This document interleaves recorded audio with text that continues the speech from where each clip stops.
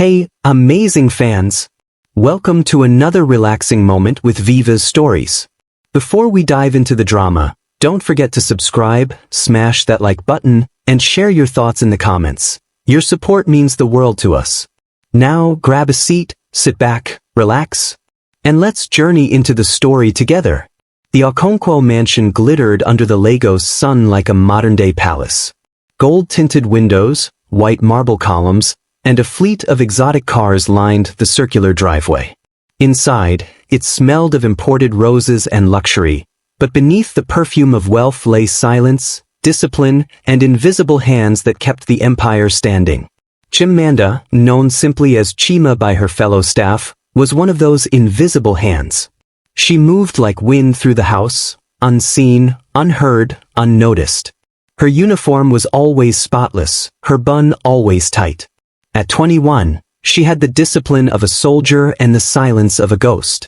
She never spoke unless spoken to, never lingered where the elites gathered, and never questioned the pay that barely kept her mother alive in a local clinic across town.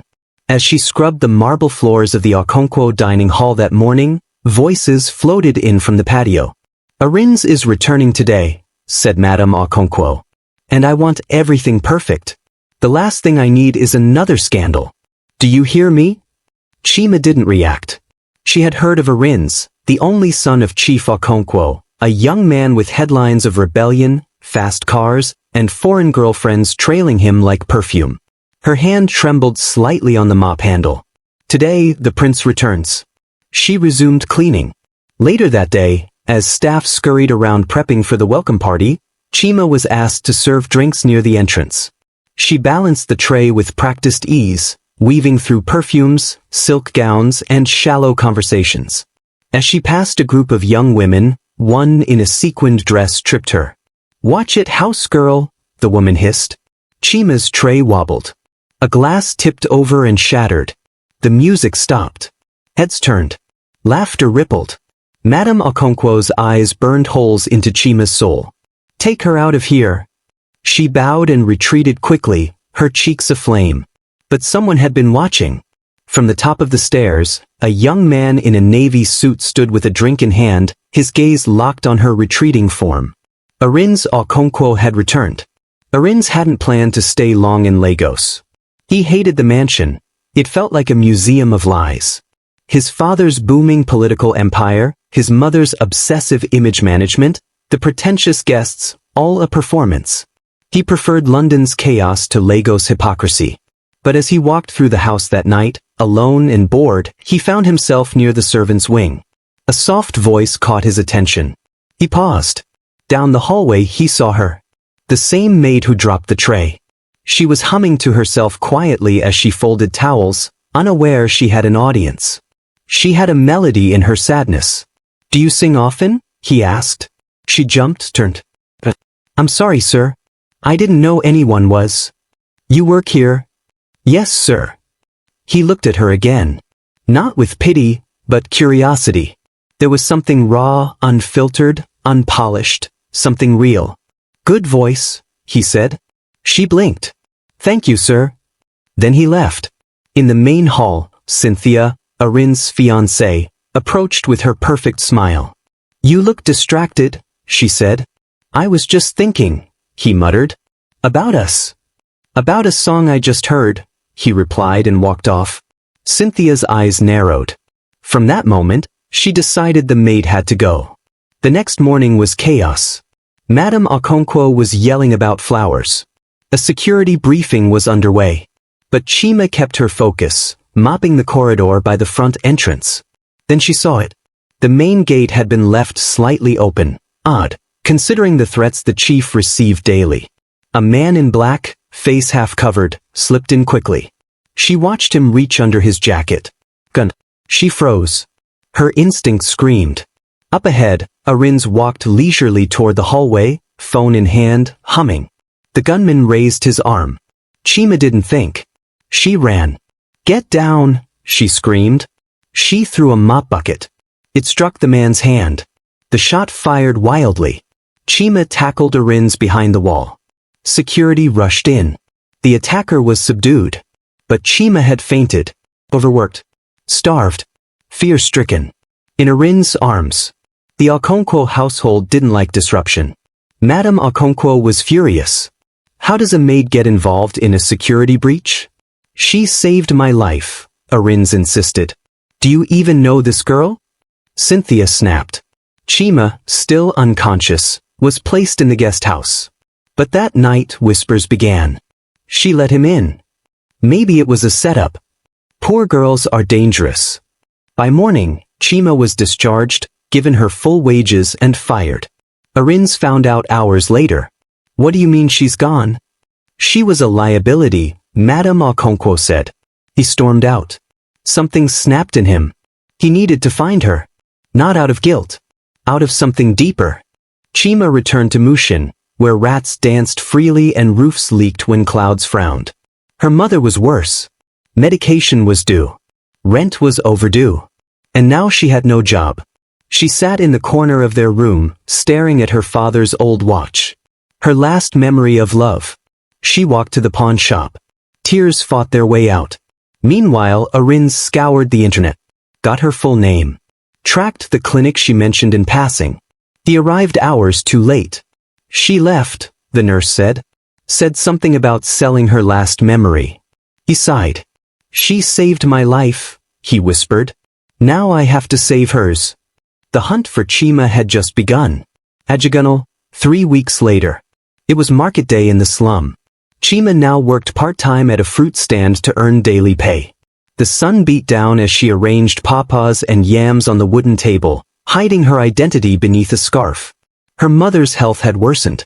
The dialysis was on hold. Each passing day, Chima grew paler, thinner. But her hands never stopped moving. Suddenly, a child ran through the market screaming. Help! My leg! It's bleeding! Without hesitation, Chima dropped everything and knelt by the injured boy. She tore a clean cloth from her wrapper, wrapped it around the wound, and calmed him. A man rushed forward. Junior! He knelt beside the boy, and their eyes met. It was Arinze. He wasn't in his suit. He wore a simple kaftan and sandals. No guards. No ego. He looked different. She didn't recognize him immediately. Thank you, he said, eyes fixed on her face. What's your name?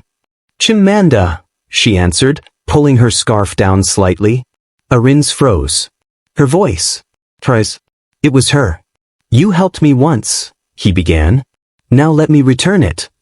But she stood up quickly and grabbed her basin. I don't know you, she said, walking away. 3 days later. He kept coming to the market, buying fruits he didn't need, giving extra tips to those around her. She started to notice. Then one day, while washing mangoes, she asked quietly, Why are you following me? Because I owe you a life, he replied. You owe me nothing. That's not true, Chima. You lost your job because of me. You lost everything for me. It wasn't just for you, she said. I would have saved anyone. But no one saved you. His voice cracked. He reached into his bag and pulled out an envelope. Inside was a check for 5 million Nigerian nairas. For your mother. For you. She looked at it, stunned. Why now? Because I saw you. I really saw you, too late. She turned and walked away. Tien. A week later, Victoria Island. Arinze sat on a talk show couch. Cameras rolled. Lights flashed. You posted something last night that's gone viral, the host said, grinning. Arinze nodded. There's a girl named Chimamanda. She saved me. She was punished for it. And now she's out there, struggling. I've looked for her for weeks. If anyone knows her, tell her the debt is mine. The internet exploded. #FindChima trended in hours. Radio stations talked about it. Newspapers headlined, Billionaire's son searching for Maid's savior. In the slum, Chima's fruit stall overflowed with visitors. Are you the girl? One asked. She kept silent. But inside, her heart beat faster. 2 days later, the Ajegunle mansion. She didn't expect to return. Not like this. The black SUV arrived at her small hospital in Ajegunle. Nurses gasped. Neighbors screamed. Arinze stepped out and opened the door. Please, he said. Let me take care of her now. Her mother was transferred to a top-tier hospital. The bills vanished. The treatments resumed. Then, a week later, Chima was invited back to the mansion, this time as a guest. She stepped into the hall in a flowing white dress Arinze's sister had picked out for her. Her hair was braided, her eyes soft but watchful. Mr. Okonkwo was waiting. "You saved my son," he said stiffly. "Yes, sir. We were wrong. I was wrong." Chima didn't smile. She only nodded. "Thank you for saying so." 2 months later, charity gala night. A large banner read, "The Chima Foundation launch, a billionaire's son honors a maid." The hall was packed. Chima stood on stage in a blue gown, too stunned to speak. Arinze held her hand, then turned to the crowd. "She gave me life. I'm giving her mine." He turned back to her. "Chimamanda, I don't just want to repay you. I want to build with you, cry with you, dance with you. Will you be my wife?" Gasps echoed. Journalists clicked cameras. She looked at him and finally smiled. "Yes." The crowd exploded into applause. She wasn't the unseen maid anymore. She was the woman who risked everything and got everything she never dared dream of. Thank you for watching. Make sure you like and subscribe. Don't forget to turn on the notification bell for newly created content.